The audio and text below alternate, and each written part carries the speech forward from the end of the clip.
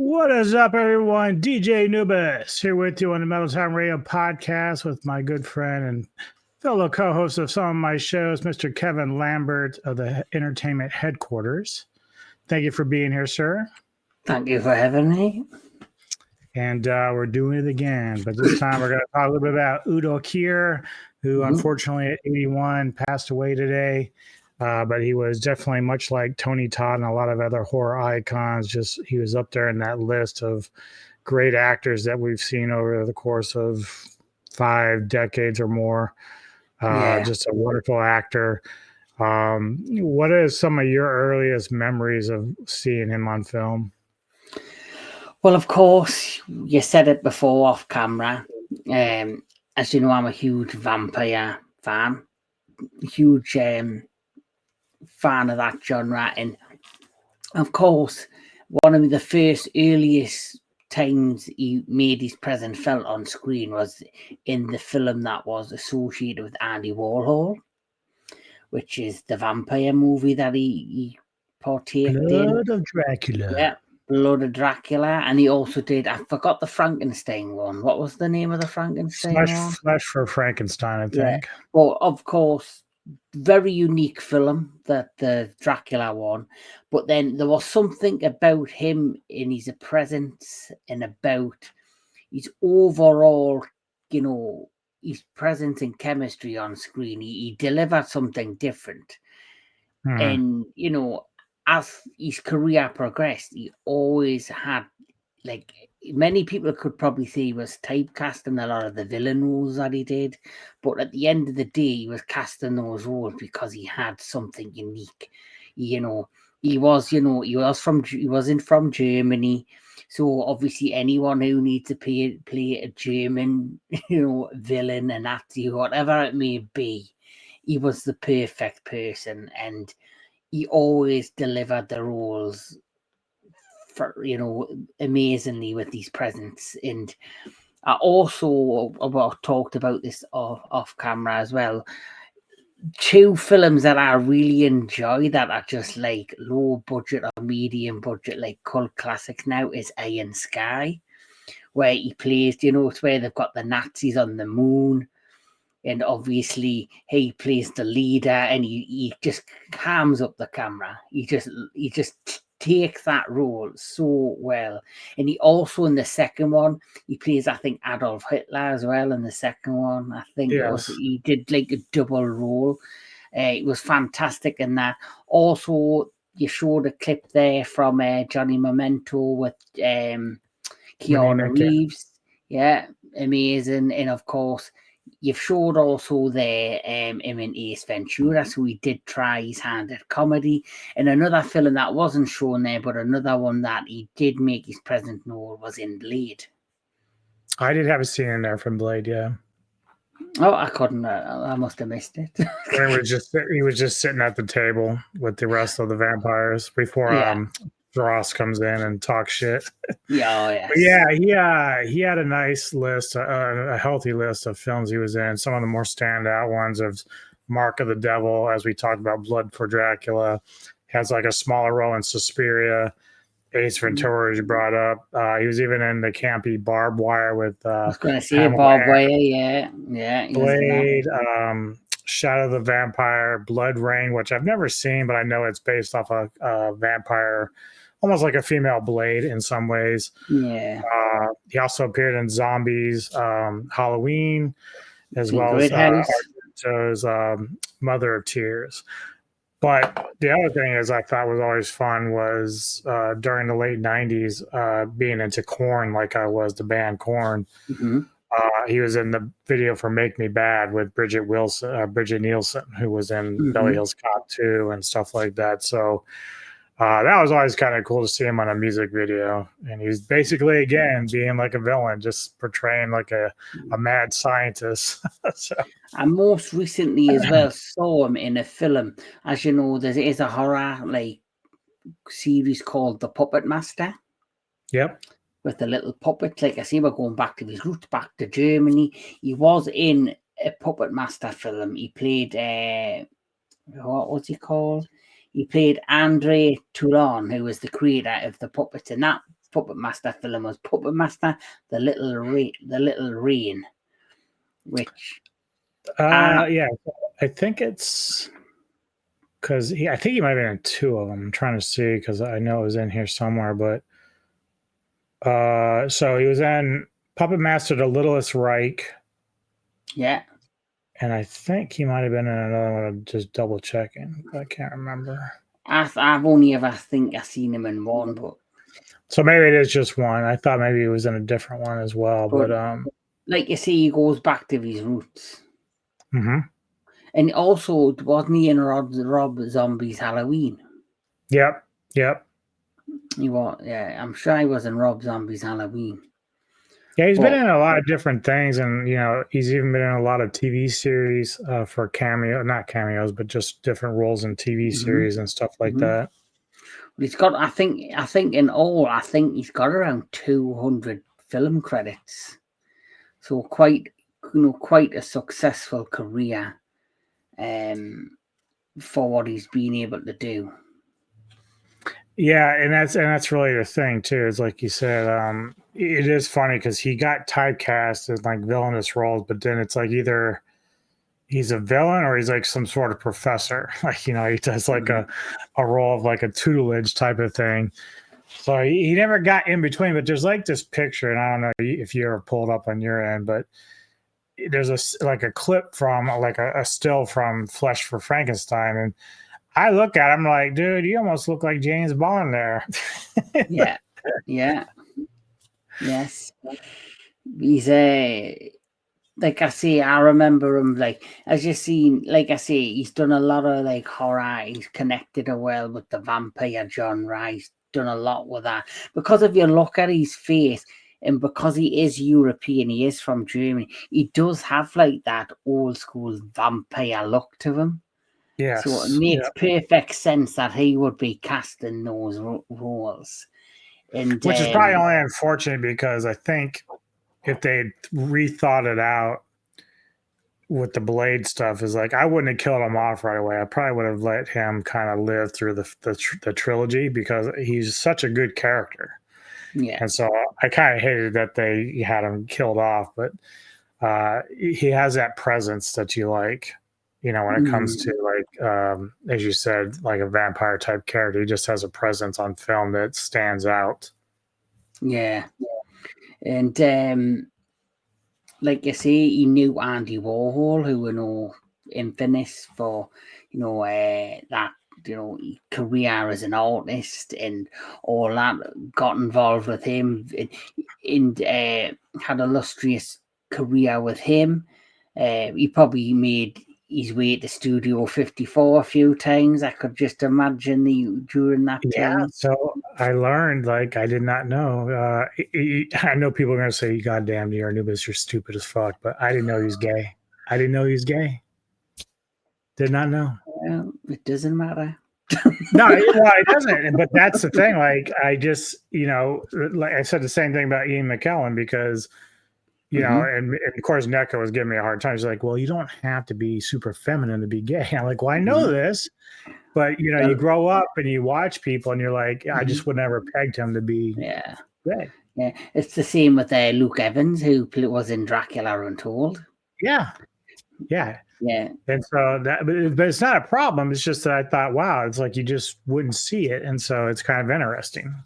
Yeah, but the kind that you can tell during those old school films, you could tell there was a bit of campness within the work and the confines of those films. But obviously that's because Andy Warhol had a lot to do with that as well. But then as his career progressed, Udo's career, basically he became more serious. And he even quoted the saying, he even said, nobody bothered asking him about his sexuality because he goes, at the end of the day, it didn't matter. It was about the roles I was given, and as long as I delivered in the roles, that's all that mattered, which is the truth. And that's all that should matter. Yeah, and so he's probably one of them lucky actors because, as you know, it has been frowned upon. Like you see, people get typecast, and if they find out about the sexuality, they seem to get lower roles or other types of, like, the stereotypical roles that come along with that. And he, luckily, because no one was bothered and because he never talked about it, he never, I guess, threw it in your face, or however you want to look at it, he's had such a strong career and he's had 200 film credits, you know. And I think that's it too, because especially back in the day, even though Andy Warhol was a bit eccentric and eclectic, where he had all sorts of different people in his life, and of course Andy was gay himself, so he was always surrounded by that. But like when you think about like Freddie Mercury from Queen, like he tried for a long time to portray himself being straight till he's like, I got to be me, Yeah, well, look at Elton John. He was married at one point, and right. he's now happily married. And back then, you had to kind of like be a certain way, because like you said, you wouldn't have been accepted if you had come out as gay back then. It was not the in vogue thing to do. So luckily for Udo, he was able to kind of like not have that be an issue with his acting. I think because he's not, people, when they looked, like you said, you had no idea, because he doesn't give off that vibe. So maybe he was great at the fact he had this ability to just be himself without actually saying anything or people asking him about it, and him just doing what he needed to do, which was to deliver in the roles. Where obviously certain actors, sounds horrible to say, do get typecast because of, if they're a gay man with a bit of feminism to them, femininity to them, obviously they're always going to get those kind of campy, over the top, very flamboyant roles, where he didn't have to. And Luke Evans is another actor I feel should be doing a lot more on the big screen, but for whatever reason, when he did eventually come out, I feel as like his career has kind of just plateaued, and I do believe it is kind of interesting. Yeah, that's the thing too. Like with Luke, like even though I wasn't big on the Dracula Untold, I did like him in No One Lives, which is a great premise for a serial killer film. And he was good in the Hobbit series as well. So, but you're right. Yeah, like once he came out, I haven't really seen too much of him in different movies. It's kind of like they've shifted away from that, which is unfortunate. Like that's really the stupidest reason to like hold anything against somebody. And I do believe he does a lot of theatre now. Obviously, he did Disney's the live action Beauty and the Beast. Played Gaston, and he's done a lot of theatre, and I think that's where he's focusing on, where he's bread's buttered, because he came from the theatre before getting eventually into film, I believe.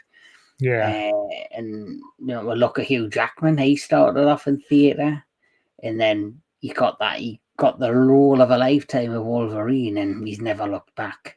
But even then, he dips his toe back into theatre or musicals, because like he did The Greatest Showman. He's done different things of that nature. But going back to Udo, he's the kind of actor, when it comes to his career, I always go back to what I said. He's just got this presence about him. And I don't know why. I don't know if you got the sense. He reminds me as well of like Doug Bradley, who played Pinhead. Yeah. I mean, if you think about it, like, and that's one thing that's worked out well for him. Like, because I think my first actual experience, even though it would actually be Ace Ventura where I saw him the first time, and I didn't know who he was. But then, like, as time went on, I saw more horror movies and I saw, the videos and stuff. I would sit there and say, oh, it's Udo. And I would do that a lot. Like, I'll be in a movie like I didn't even know he was in, and he'll show up in a cameo somewhere. I'm like, oh, Udo. Yeah.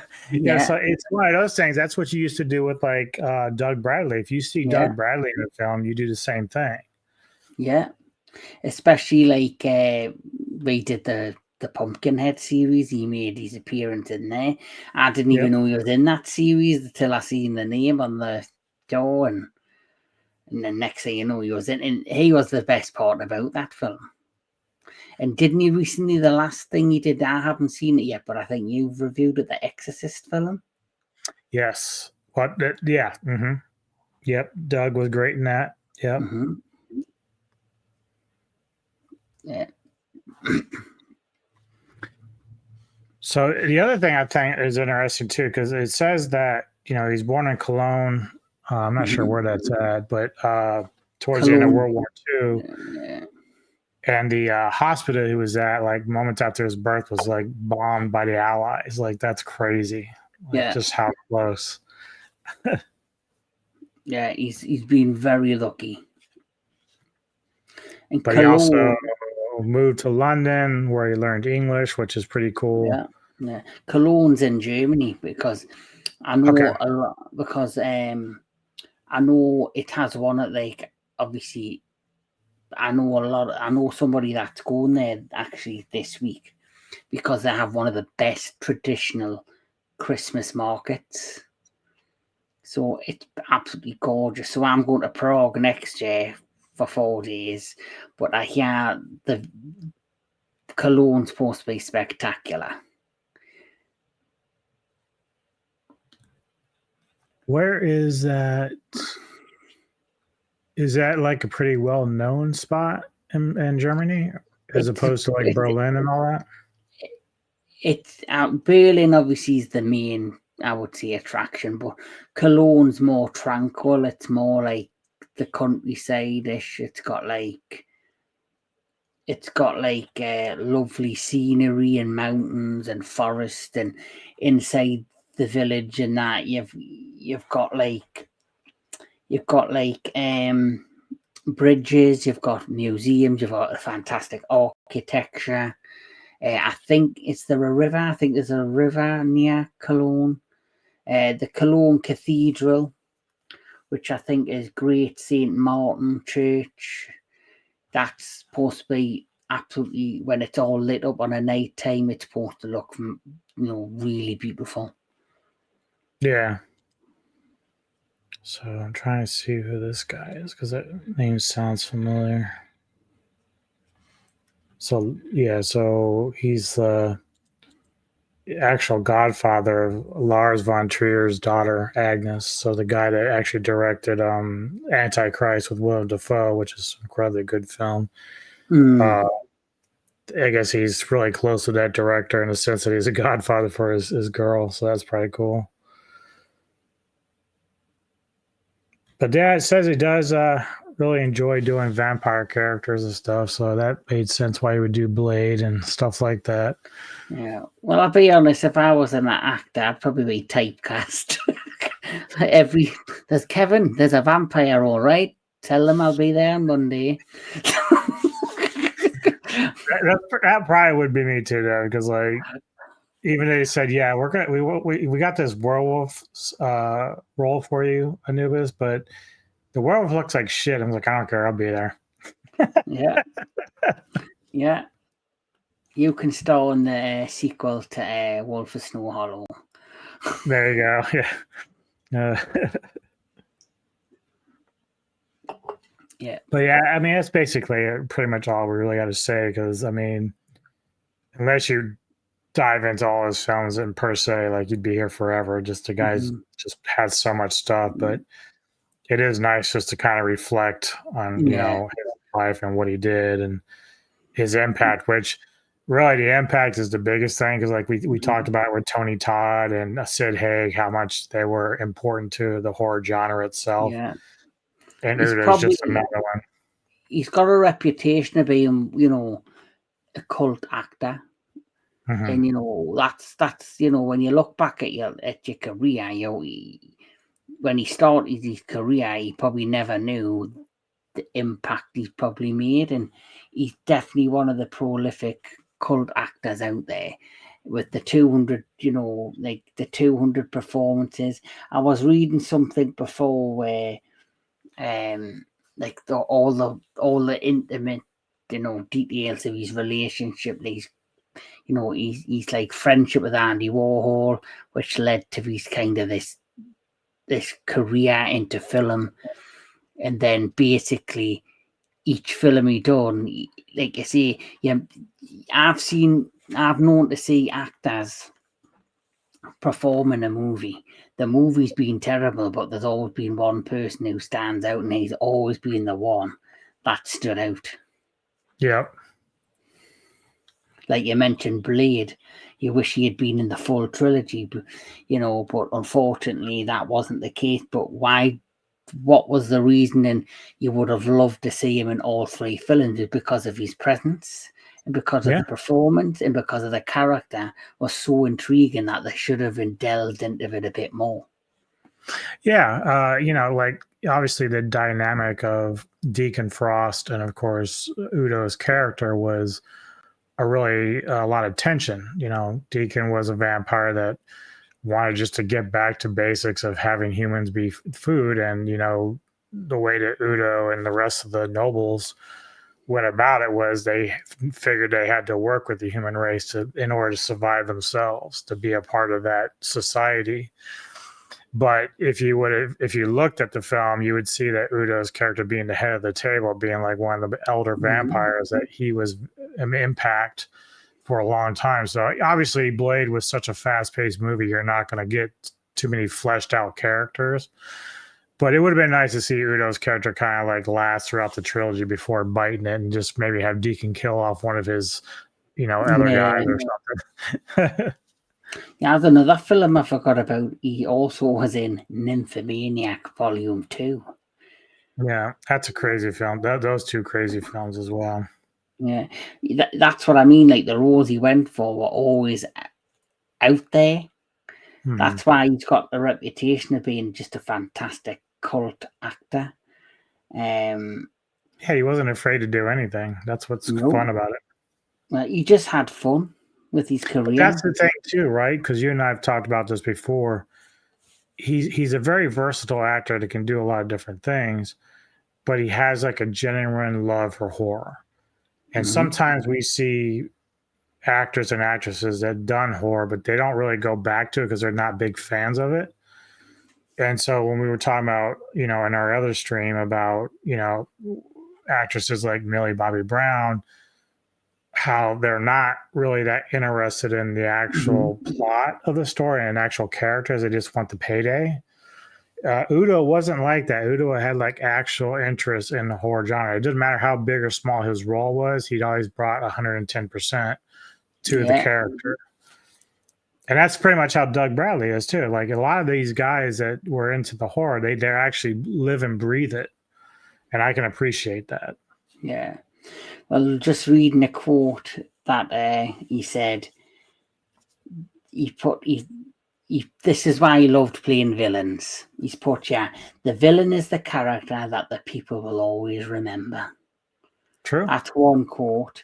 Another quote he put is, the reason I became an actor, because I like attention. Being an actor gives me attention.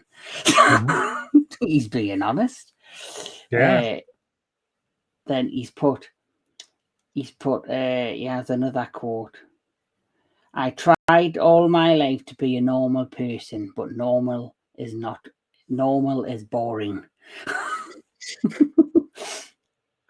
I bought a former library, not because I have a lot of books, but also like architecture, and it was built in 1965, and I like the gardening. The gardening. Yeah. I'm trying to think of what this film is. I have to go back to it because his list, because it was one that I really liked, and for some reason I'm forgetting the name of it. There's another quote that I like that he's put. It's I like to work with directors who write their own stories.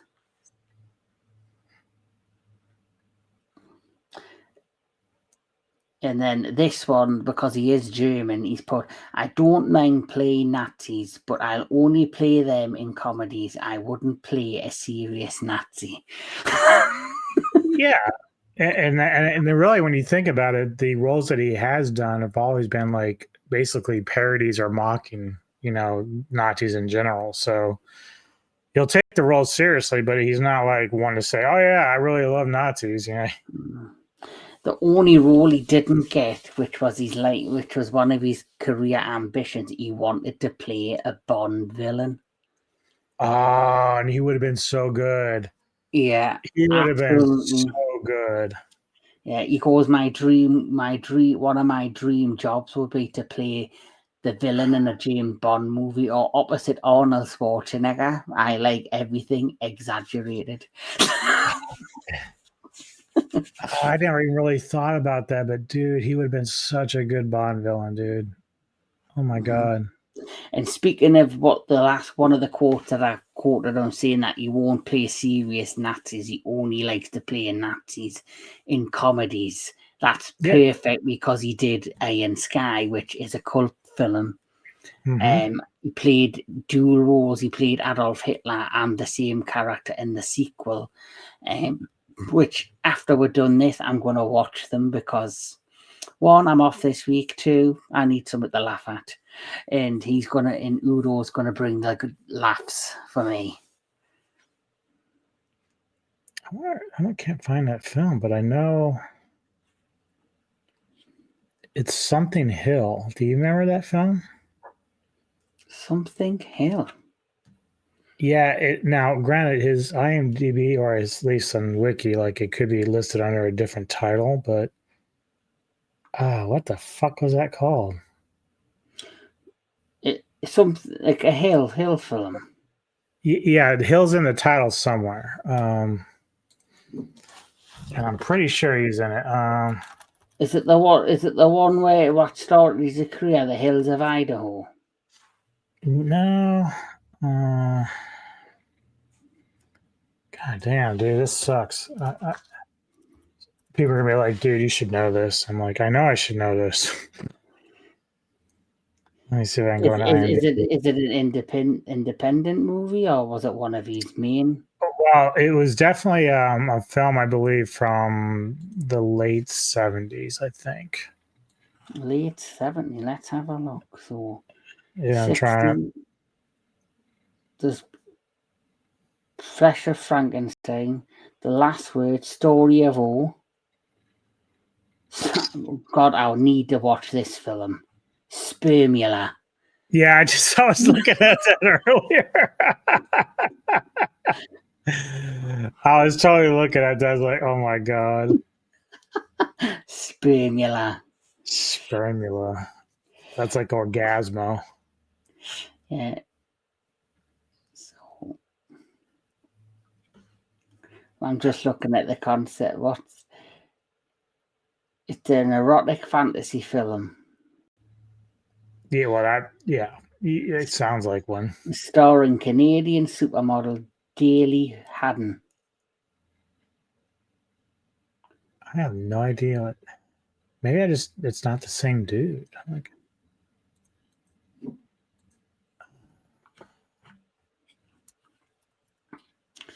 You starred in The Fifth Commandment. I think a lot of his work from the 1960s to the 70s are all erotic movies.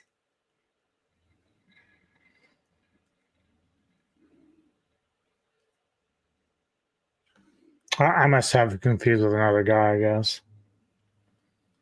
Because I think the movie I'm thinking of is called The Bell from Hell. But I thought for sure it was him, but who knows? But either way, yeah, his career was pretty amazing overall.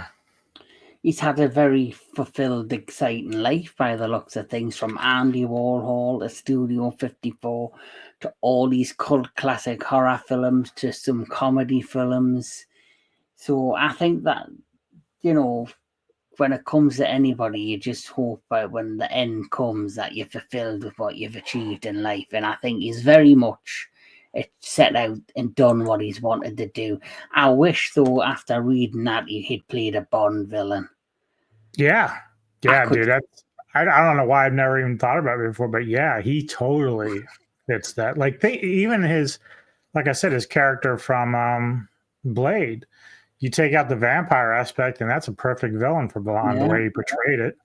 And I'll say it, I know he's your favorite Bond. I think if he played a straight up serious Bond villain against the kind of campy quirkiness of Roger Moore, it would have worked. Well, yeah. And that's the funny thing too, is that like it's unfortunate that and I know we're kind of getting off topic, but it's unfortunate that like a movie like A View to a Kill, where you got the great Christopher Walken being your villain, but they fucked up that whole movie with the plot and everything else. It just didn't land. But dude, yeah, I mean, if you think of some of the other villains that's been in some of the other Bond films, like, dude, Udo would have been awesome. I could have even seen him if they put like a ball cap on him in the sky. He could have took over the role of Blofeld. Yeah. Most definitely. He could have been anybody Inspector, honestly. It would have been great. But anyway, it's me rest in peace. And his career is going to live on long after us. Well, we got this now. We have stuff in the internet sphere, so yes, let's hope the internet never. That's our legacy, basically. Let's hope this never disappears. Right. The internet. But yeah, we just wanted to give some love to Udo, and may he rest in peace, and hopefully his family and friends are given space to grieve and celebrate his life, like the rest of us will, because of what he's given us with his acting and his movies. Yeah. So thank you, Sarah, for joining me just to do a nice little chat about him. Appreciate it. Anytime. And please, people, go check out the Entertainment Headquarters. Like and subscribe to this if you enjoy the content, and give us your thoughts on Udo. How did you feel about him as an actor, horror icon? Let us know in the comments below. We'll see you next time. Take care. You see before you die.